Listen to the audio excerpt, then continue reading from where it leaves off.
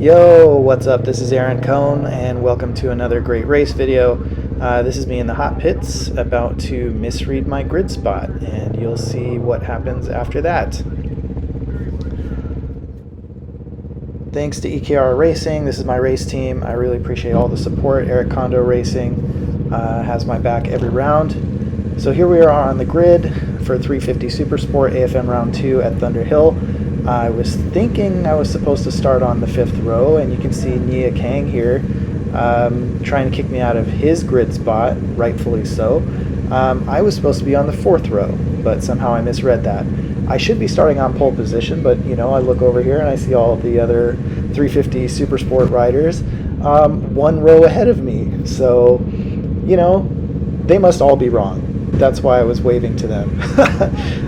Yeah, that was dumb. So then I realized, okay, this guy in the Ducati is in my grid spot. And I'm like, okay, I don't know what to do here.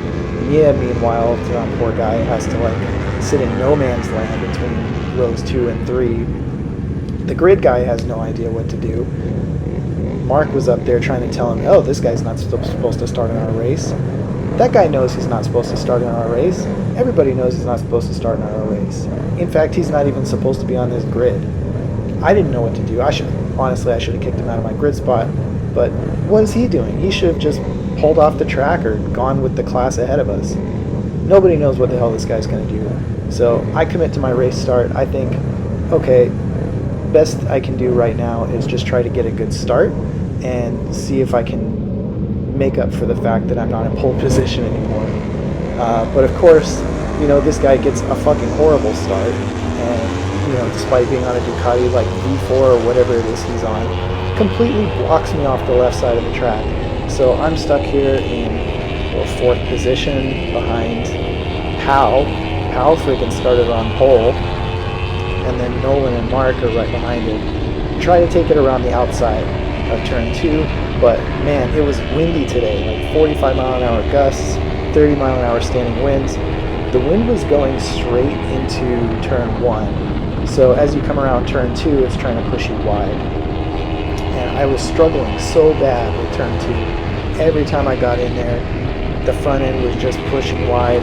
We had a race earlier, Formula 5 Super Pole in the morning, and I went off track in turn 1, and you can see that in the video for that race linked on my YouTube channel. And I was struggling so bad with turn 2 that I was going wide like every other lap, and Nolan ended up having a great race in Formula 5. I'm not going to spoil it for you, but yeah, I struggled quite a bit. So here we are going through turn 8. Turn 8 was fine. The wind was pushing into turn 8, so you're actually kind of kept inside as you go through it. That's honestly not the worst way that you could have the wind pointing into turn 8. And then coming down the back here into turn 10, the wind is pushing you into turn 10. So you really carry a lot of speed going into it, and then have trouble making the apex because you're going faster, and it's trying to push you wide as you come to the left. Then going down the back straight, it was awful. I mean, we're on our R3 here. We don't have that much speed to begin with, and now we're going into the wind down the back straight. This guy in the Ducati is finally getting off the track, but what is he doing? Like, he could have just let us go by, but no, he insists on taking like the normal track day exit and just totally blocks everybody at the apex of turn 14. Yeah, I just can't even understand the guy's reasoning, but you know, I get it. He didn't know what to do, and you just go with what you know in those situations. Okay, so here we are, lap 1 is complete. I'm in 4th place. We just did like a 2:14 or a 2:15 or something. It was a very slow pace. I mean, to be fair to us though, the guy on the Ducati was slow. He was going really slow. So here we are trying to get around Marc in turn 2.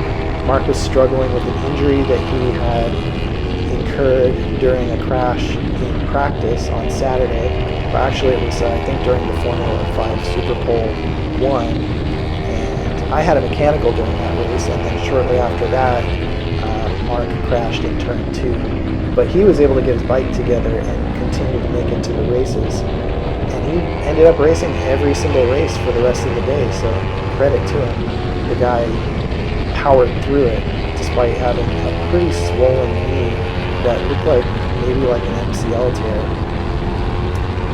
But, you know, despite his injury, I'm not going to treat him with kid gloves, and I'm going to try to find a way to get past him. So coming down the fastest part of the track through turn 8, there's really no way through. And then through 9, I just try to get a run on him because you have such a good drive coming down the hill with the wind at your back. And I'm good on the brakes into 10, so I feel like this is a spot where I can try and take it. So we get it done there, and then we got to stay in front for turn 11. Now, I think my drive coming out of 11 was okay. Marc's clearly wasn't any better, but I'm punching a big hole in the air as we come down into the wind down the back straight, and Marc's able to use the slipstream to get a run on me and get alongside me. But I'm thinking, hell no, buddy. You're not prepared to pass me on the brakes into turn 14. So I hang it around the outside. I try and stay in front for 15. And then I try to maximize the drive onto the front straight. I try and put as much distance as possible between myself and Marc so he can't have a go at me into turn 1 as we come across the line to start the third lap. Coming into turn 1, now I'm kind of like trying to build a rhythm and catch back up with the two up front. Powell has been leading, but he doesn't have the pace. He's got a slightly faster bike than Nolan, who's on a Ninja 300, but he's not as fast of a rider, in my opinion, as Nolan. And he's been kind of holding Nolan up as they come around the track, and that's been working to my benefit. So I close right up on him coming through turn 3. Nolan makes the pass into turn 4. Can he keep the position? Coming down turn 5, I get blocked by Powell, and I end up going wide. And that's a moment where I'm thinking, oh no, Marc might be coming right through, but he was fortunately far enough behind me that it didn't really cause me to lose my spot. Coming around the back half of the track here, the fast section, I've already lost some time. They're way ahead of me as we come through turn 8, and now I've got to try and pick up that gap again. Going up the hill into turn 9,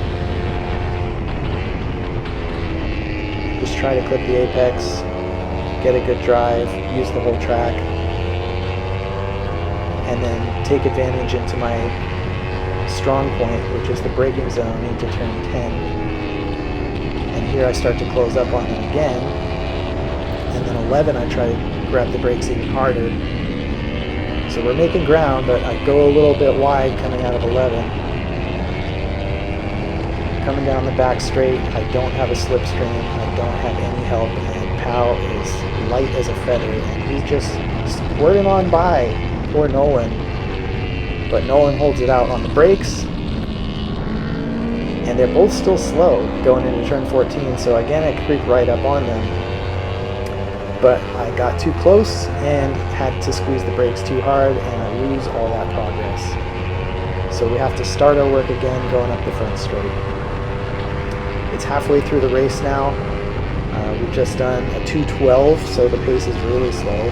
The wind is just crushing us. It was a slow weekend. I think the fastest lap I did all weekend was like a 2:09, maybe like a high 2:08, and that was on Saturday. I never dipped into the 2:08s on Sunday. It was just too windy. Oh, here we go. Back marker time. Now, in Formula 5, I got blocked by a back marker. Now it's your turn. Get around Nolan in turn 3. Try to keep him behind me, take a little bit of a defensive line going into 5. And now it's time to try and get a run on Powell and see if I can make up for this loss that I had of my pole position. Powell goes a little wide coming through 6, but it doesn't matter because he's light and he's able to just get on the gas and start building a gap even though he got a terrible drive. So again, it's down to me trying to catch up on the brakes, and going into 9, it's not my favorite turn. I close up on him a little bit and then try to get a run coming down the back straight. well, I guess this isn't the back straight, but the back half of the track. Try to get him into turn 10, but it's just a little too far. Can't get him into 11. Nolan's closing right up on me. Powell has like a missed shift and or hits the rev limiter, doesn't get his shift, but still he's staying ahead of me. Now we're coming down the back straight. I think I'm going to get him into 14, but then I see this guy. Oh my god, this guy's he's like driving his grandma down the track, man. Totally screws up Powell. Poor Powell just like had nowhere to go, or couldn't deal with it properly. Nolan takes advantage, makes the pass around Villeneuve, the guy that the guy on the bike that was going super slow into turn 14. I don't know what that guy's doing on the racetrack. So I made the pass. I took advantage of a little bit of lapper traffic or back markers, and I managed to get around Nolan. I managed to get around Powell, and now we have free track. Free track. Now this is just to have to deal with the wind, basically, and my own foolish riding, or sloppy riding, let's say. So Nolan's, not that far away from me. He's keeping close. He's on the 300, so he does have a little bit of a power disadvantage, but he's riding very well and staying in touch. So the part of the track where I could get away from him is through 6, 7, 8, the fast section of the track, where I have a little tiny bit of a horsepower advantage, and I'm particularly good in turn 8. But I had a missed shift, or like a false neutral, coming through 7. Oh, wrong lap actually. That's on the next lap. Oopsie, spoilers. Well, anyway, so I did start to build up a gap coming through 8. A nice, comfortable gap. Nolan is fast through 9, so he's still staying in touch. But again, brakes in 10? Brakes? Yeah, actually Nolan's pretty good on the brakes. He's no slouch on the brakes. He's actually closing in on me coming through 11. That might just be a symptom of 11 being a slow turn, so it looks like we're getting closer together. But he's closing in on the brakes on me in a couple of places. So I've got a little bit of work to do there as well. Coming through 14, I managed to get a nice apex through trail braking, and I get full gas coming out of 14. Squirt myself away. That didn't come out the way I thought it would, and I built a nice little gap going down the front straight. Now this is the last lap. I'm in first place. I've done the fastest lap of my race at this point. I believe Nick Renoni did a 2:08 in this race. I don't know how he did it, but he managed a 2:08. Poor Powell looks like he's lost his way in turn 2, so it looks like it's potentially just between me and Nolan. Nolan is catching me. I had a horrendous drive out of turn 2, partly because when you come out of turn 2, the wind is facing you, so you're going into the wind. I'm in 5th gear coming through 2, so I got no drive. I didn't want to downshift. I just wanted to keep it stable, but unfortunately that allowed my competitors to stay close, and this is where I suffered from the false neutral. And you can see right there where Nolan has to check up, and he's shaking his head because he probably could have gotten past me there if it wasn't turn 8. If it was anywhere else on the track, he probably could have taken advantage and gotten past me. He even gets a run coming out of turn 9, but the R3 has enough horsepower to keep him at bay, and my braking into turn 10 is sufficient to keep him behind me, even though I'm offline because of the wind. Turn 11, clean as well. And now it's down to the back straight where he has one opportunity to pass me. This is the last lap. But I get a nice drive coming through 13. I have a nice distance coming into 14. And I've been great on the brakes into this last turn.